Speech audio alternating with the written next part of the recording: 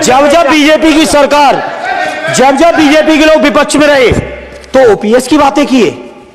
10 साल से आप सत्ता चला रहे हो, 11वां बजट पेश कर रहे हो। पूरा देश आज ओपीएस के लिए सरकारी कर्मचारी परेशान है। कहीं ओपीएस की चर्चा नहीं है, पुरानी पेंशन की कोई चर्चा नहीं है। सभापति महोदय, पुरानी पेंशन तो पुरानी पेंशन हम मांग करते हैं। बहुत बड़े राष्ट्रभक्त आप बनते हो, मैं मांग करता हूं देश के पैरामिलिट्री फोर्सेस को आप पुरानी पेंशन दीजिए। मैं मांग करता हूं, आप राष्ट्रभक्त हैं ना, सीमा पे जो सुरक्षा कर रहे हैं, जो शहादत झेल रहे हैं, मेरी मांग है कि आप उनकी ओपीएस दीजिए। सैनिक भाइयों, सरकार का पास तो बहुत कुछ मांग रहे, जो ओपीएस बहुत दिन से इसकी का प्रॉब्लम चल रहा है, लेकिन वो जो एम्प्लॉइज पूरा मांग रहे लेकिन सरकार नहीं दे रहे। संसद में इसके ऊपर भी कुछ चर्चा चला हुआ, पूरा वीडियो अंत तक देखना, आपको पूरी जानकारी हो जाएगी। डिस्टर्ब ना करिए सभापति महोदय, मेरा टाइम इसमें काउंट नहीं होगा। आप इधर, अरे यार बेईमानी से जीता है तो ज्यादा ना बोलो।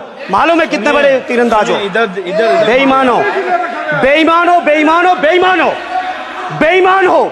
अरे छोड़िए यार, अबे कोई नोटिस नहीं लेता तुम्हें, छोड़ो कोई नोटिस नहीं लेगा तुम्हें। मेरा खुला आरोप है इस सरकार पर, आरएसएस का जब तक कोई फंडामेंटल कोर्स नहीं करेगा, बेसिक कोर्स, तब तक उसकी नियुक्ति नहीं होगी। आप क्या सोच रहे हो देश नहीं देख रहा है नौजवान? मैं कहना चाहता हूं चुनौती के साथ, वित्त मंत्री अपने जवाब में बता दें, अनुसूचित जनजाति का एक भी व्यक्ति देश में अरबपति हो तो बता दो, एक भी अरबपति हो तो बता दो, एक भी दलित को अरबपति आपने बना दिया हो तो बता दो, एक भी पिछड़े को बना दिया हो तो बता दो। आप जवाब में दे देना, आप डेटा दे देना, आप डेटा दे देना, हमारी दबाव नहीं रुकेगी। बहुत बड़े राष्ट्रभक्त आप बनते हो, रोजगार आप दे नहीं पा रहे हो, देश के पैरामिलिट्री फोर्सेस को आप पुरानी पेंशन दीजिए। आप राष्ट्रभक्त है ना, सीमा पे जो सुरक्षा कर रहे हैं, जो शहादत झेल रहे हैं, मेरी मांग है कि आप उनकी ओपीएस दीजिए। तरह तरह के जो आप लोग षड्यंत्र अपना रहे हो, और इसीलिए उत्तर प्रदेश से तो आपको कर ही दिया है बाहर, देश से भी बाहर जल्दी करेंगे, और हमारे साथी मिलकर दूसरे प्रांतों से भी बाहर करेंगे।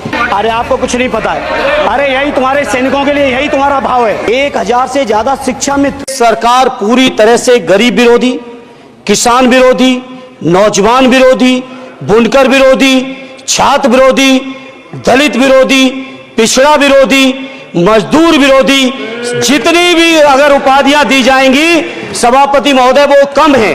और मैं कोई राजनीतिक भाषण नहीं दे रहा हूं, मैं उदाहरण सहित आपको जब नंबर आए तो बोल देना, और हमें पता है आपका नंबर भी नहीं आएगा आपकी पार्टी में, यह भी पता है हमें।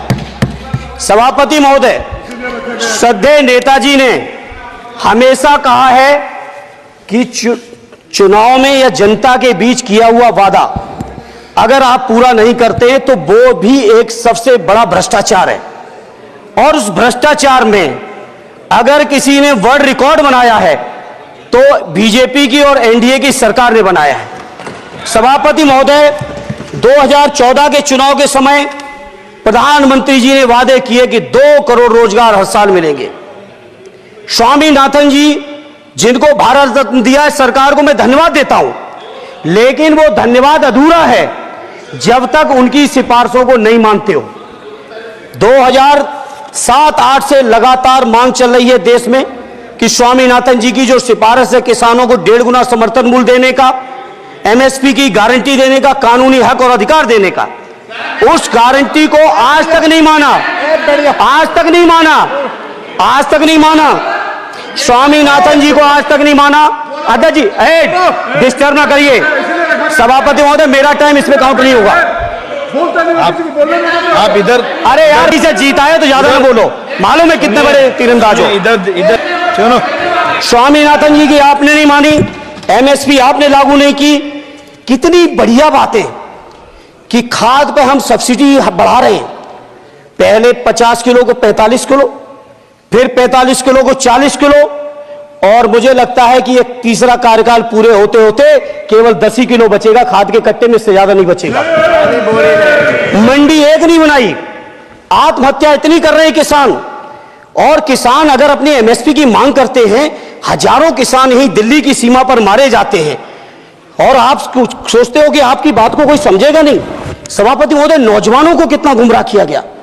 नौजवानों से कह दिया गया हर साल 2 करोड़ रोजगार, मैं आज सवाल पूछता हूं अपने नौजवानों की ओर से, बताएं भारतीय जनता पार्टी के लोग और सरकार में बैठे लोग, 10 साल आपने राज कर लिया है, आखिर 20 करोड़ नौजवानों को रोजगार कहां है?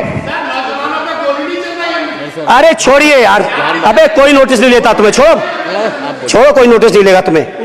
20 करोड़ नौजवान के रोजगार का हिसाब कहां है? आज 11वें बजट में जब याद आई तो वो भी ट्रेनिंग की बात करते हो। मैं कहना चाहता हूं IIM, IIT के नौजवानों को रोजगार नहीं दे पा रहे हो। आप सोच रहे हो इंटर्नशिप के इस छोटे से सुगूफे से नौजवान खुश होंगे? देश के नौजवान खुश होने वाले नहीं है।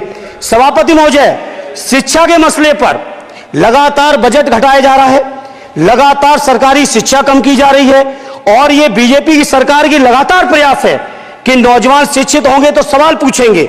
देश की JNU से लेके BHU से लेके MU से लेके जितने बड़े संस्थान हैं, सारे संस्थानों को बर्बाद कर दिया है। एक भी दलित, एक भी पिछड़े, कहीं आपका वाइस चांसलर नहीं है। लगातार जितने भी आपके professor, associate professor, assistant professor की नियुक्तियों में RSS का जब तक कोई फंडामेंटल कोर्स नहीं करेगा, बेसिक कोर्स, तब तक उसकी नियुक्ति नहीं होगी। आप क्या सोच रहे हो देश नहीं देख रहा है नौजवान?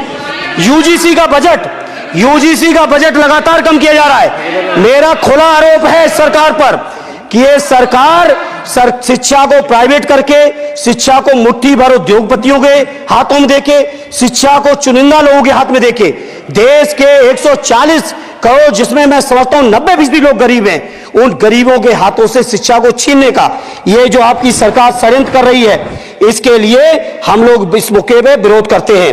लगातार फीस बढ़ा रहे हैं, शिक्षकों की कमी है, रोजगार आप दे नहीं पा रहे हो, सामाजिक असमानता। सभापति महोदय, 2014 में जिस समय सरकार बनी थी NDA की, उस समय देश की जितने भी जो आर्थिक चीजें थी, जो वेल्थ थी, उसमें पिछड़ों की हैसियत 17% थी, 17%, और आज 10 साल की NDA की सरकार के बाद पिछड़ों की आर्थिक हैसियत हो गई है केवल 9%। मैं कहना चाहता हूं चुनौती के साथ, वित्त मंत्री अपने जवाब में बता दे, अनुसूचित जनजाति का एक भी व्यक्ति देश में अरबपति हो तो बता दो, एक भी अरबपति हो तो बता दो, एक भी दलित को अरबपति आपने बना दिया हो तो बता दो, एक भी पिछड़े को बना दिया हो तो बता दो। आप जवाब में दे देना, आप डेटा दे देना, आप डेटा दे देना, हमारी दबाव नहीं रुकेगी। सभापति महोदय, जब बीजेपी की सरकार, जब बीजेपी के लोग विपक्ष में रहे तो OPS की बातें किए। 10 साल से आप सत्ता चला रहे हो, 11वां बजट पेश कर रहे हो, पूरा देश आज OPS के लिए सरकारी कर्मचारी परेशान है, कहीं OPS की चर्चा नहीं है, पुरानी पेंशन की कोई चर्चा नहीं है। सभापति महोदय, पुरानी पेंशन तो पुरानी पेंशन, हम मांग करते हैं, बहुत बड़े राष्ट्रभक्त आप बनते हो, मैं मांग करता हूं देश के पैरामिलिट्री फोर्सेस को आप पुरानी पेंशन दीजिए। मैं मांग करता हूं, आप राष्ट्रभक्त हैं ना, सीमा पे जो सुरक्षा कर रहे हैं, जो शहादत झेल रहे हैं, मेरी मांग है कि आप उनकी OPS दीजिए।